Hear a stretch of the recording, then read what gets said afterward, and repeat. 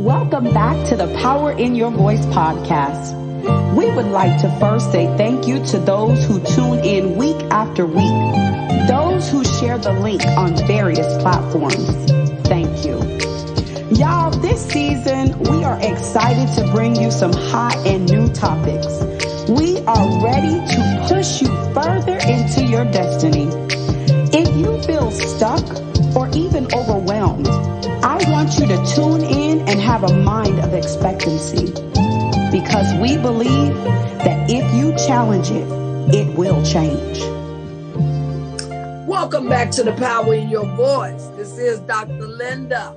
You know, if you don't challenge it, it will not change. Y'all, I hope you all heard last week's podcast. We're talking about don't strike me, speak to me. And I just felt like it was more to be said on that, to go a little bit farther. So I would like to just continue with this topic, because we are in a place now, communication is very important.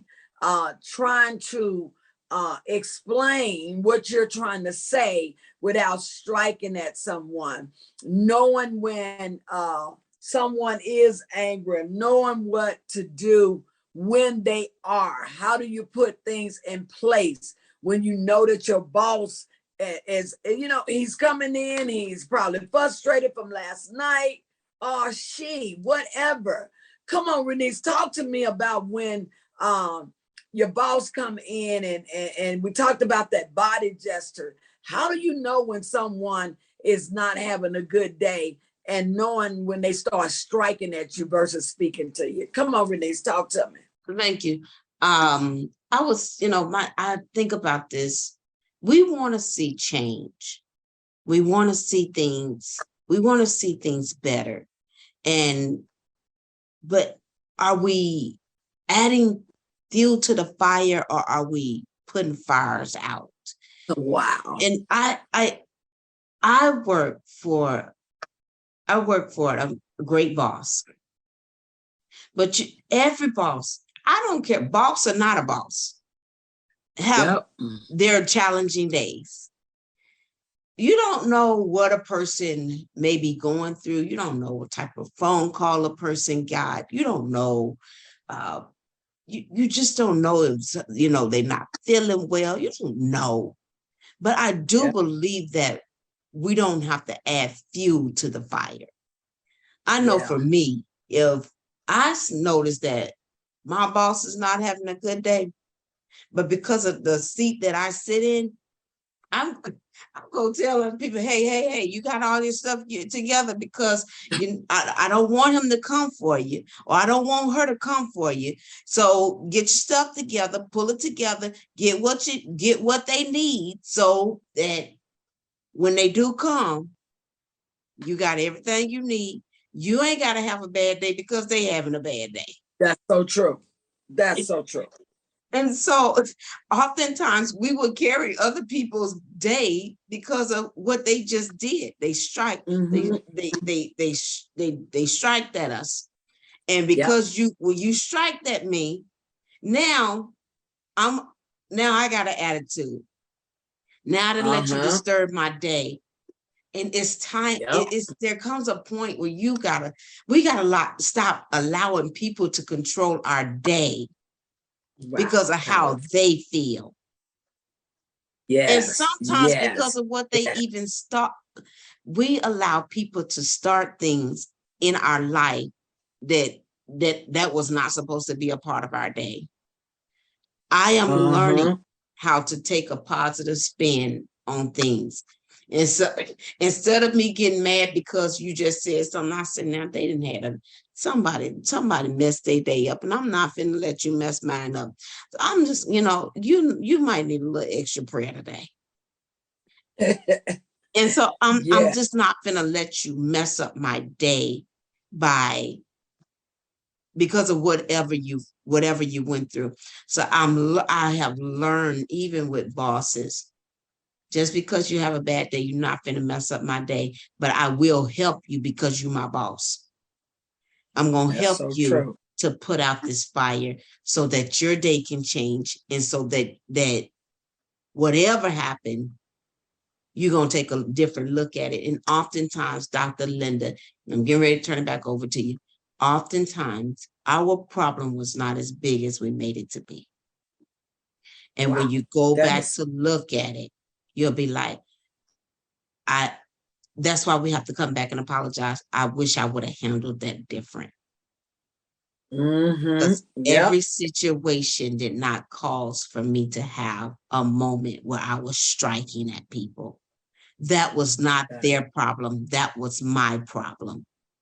And so I really wish that we would come out of moments of anger or emotions where we are striking at people. But in spite of someone striking at you, stop allowing people to change your day to make it what their day is. That's good. That is so good, Renese. Man, I tell you, even with this strike, and you know, a lot of people, when they look at the word strike, you're thinking about you struck something with your hand, and you are now striking with your mouth. So what I found out is a lot of times we speak in balance. Oh my God, we don't even realize that you maybe, as you have said, maybe you're going through something. Maybe you've gotten a phone call. Maybe you're not feeling good. But when you get ready to communicate with that other person, guess what? I was not the one that caused that. Or even if I am the one that caused it, we still need to know how to communicate with one another versus coming out violent with violent words, being violent in our gestures. And so that's what I just think that we are really, really messed up with the violence. And it causes us to be confused. It causes us to even refuse the other person when they are talking with us. And so what we're trying to do is we're really trying to get this language together, because that body language, it says a lot. When your boss come in, that body language gonna tell you whether they ready or whether they are not. Come on, Ebony, talk to me about don't strike at me. Speak to me. Y'all, another good conversation. Oh my gosh.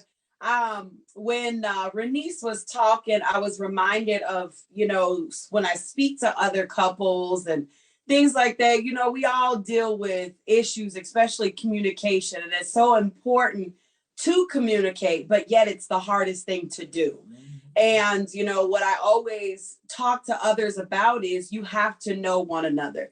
You have to know one another enough that when they walk through the door, you have to know whether they're having a bad day, whether today was a good day. And those are important factors because it's going to prepare you for the conversation for the rest of that time or whatever, if it's after work or whatnot. But if you see your spouse come in slumped over or a long face, that's not the time for you to jump at them. You know, I always say when it's that time of the month for my husband, when he comes in the house, I greet him, but then I automatically, because anybody that knows my husband, he played too much. So I always have to remind him, it's that time. In other words, whatever you have to say to me, please say it very lightly. Okay, because I'm not as patient today. I'm not as, you know, as nice. So those are the things that you have to pay attention to. And, you know, over the years, yes, he's learned me a little bit. Now when he comes in, I can say, hi, how are you? He'd be like, your day wasn't too great. How did it go? Or I'm able to say, hey, what happened at work? And one of the things that I also would like to point out, because Renese had pointed it out, when you are watching how this person's body gestures are, you are able to control that thermostat. You can either turn it up or you can turn it down. And I always have these quotes because I love my quotes from my little app that I do for my workouts. And one of the quotes today was, problems are not stop signs, they are guidelines. Wow. So it's not with your spouse or the person at the register that you're communicating with. That doesn't mean stop talking to them. It doesn't mean blow them off. It doesn't mean build that wall like we do. But it's there for you to say, okay, we got to tread this way. Wow. No, I'm not going to stop what I'm saying, because there are some things that you just have to say. I was speaking with my sister one day, and we were talking about how, we just desire certain things out of our spouses. And I was just going and I was talking to her, and I just said, hey, this is what's going on. I desire this. This is my outcome that I want. But at the same time, I have to know how to present that. I may blow it off here to, my sister, trying to keep my thoughts together. But when I present that, I have to make sure that it's receivable. I can't just come at you one way, but we have to make sure that we're doing those body gestures. We all have been wearing masks for so long. Many are coming out. People couldn't see you smile, but they could read your language, your body language, whether you tilted your head, whether you put your hand on your hip, they knew what you were trying to communicate. Wow. So I think that those are some of the things that, you use those things as guidelines, the yellow light to say, slow down. Okay. Now you got to tread light here, but I'm going to still say what I need to say, versus me coming out saying, well, you need to, or you better. Now, because I see that you're not in a great mood, I'm now going to come off and say, well, how do you think it would have happened? Or how do you think it would have went if you had went this way? What is your thought pattern? Just as we talked about last week, how did you perceive that? How did you think about that? Granted, I haven't said nothing yet to you about this conversation, but let me see where you're at, because I need you to receive what I'm saying. It's as simple as your kids. We often, myself included, we often tell our kids, come here and go get that. When all we had to do is come here. Can you please go get this? Or can you reach that for me? We didn't have to yell at them. We didn't have to do any of that. I have to watch my tone, because I call my kids names sometimes and they automatically think they're in trouble. So they come scared and they're like, did I do something wrong? And I'm like, oh no, I just wanted you to grab this. But we have to watch how we respond, how we speak. So this is a good conversation. Wow, my goodness, yo, I think that our listeners are going to appreciate this topic, because when we look and we talk with people on our jobs, even the children and others, yo, let me tell you, it's going to teach us how to say, wow, let me pay some attention to what I'm doing. Let me pay some attention to my gestures. Let me pay some attention of how I am allowing these words to come out of my mouth. Am I striking or am I speaking? Because there is a big difference. So I would like to say this to all of our listeners. Get in and sometimes it seems like it don't work, but keep practicing it. Keep going at it. Don't withdraw from it. Keep moving. Don't allow this to say, you know what? I'm going to stop working at this. No, work at it. Work at it. Work at it. You say, I went in last week and I tried to talk to my coworker and they just won't change. Well, my Bible tells me, and you may not read this, but my Bible tells me, it says a soft answer turns away wrath. And so just keep giving them soft answers. I know we get so tired of being nice, and it looks like niceness is not going to return. Keep being nice. Do it like a conditioner, you all. I said this once. When you shampoo your hair begins to get a little brittle. But when you put that conditioner on it, oh my God, it loosens all of that brittleness. So I say to you, keep on working at it. Some days you won't have patience with it, but don't stop trying. Some days you're not going to want to be nice, as Ebony has said, but don't you stop working at what we're talking about. Don't strike at me. Come on, speak to me. This has been our topic, and it's been real. And I pray again that something that we've said be able to help you or strategize. You know, I'm going to say this and I'm going to get off. My husband just came through a birthday, and someone gave him this nice little box, and he had to go in and work this box out to get the prize out of it. And so he wanted to cheat. And his daughter said, no, Dad, don't cheat. Go in there and figure it out. And he did. He had not figured the whole thing out, but he's gotten one side off. And so he was able to get the prize out of the box. So y'all keep trying. You're going to get the prize out of that box. It's been our pleasure. Have a great evening, great night, whatever time it is that you're listening. I love you. God bless you. Peace out.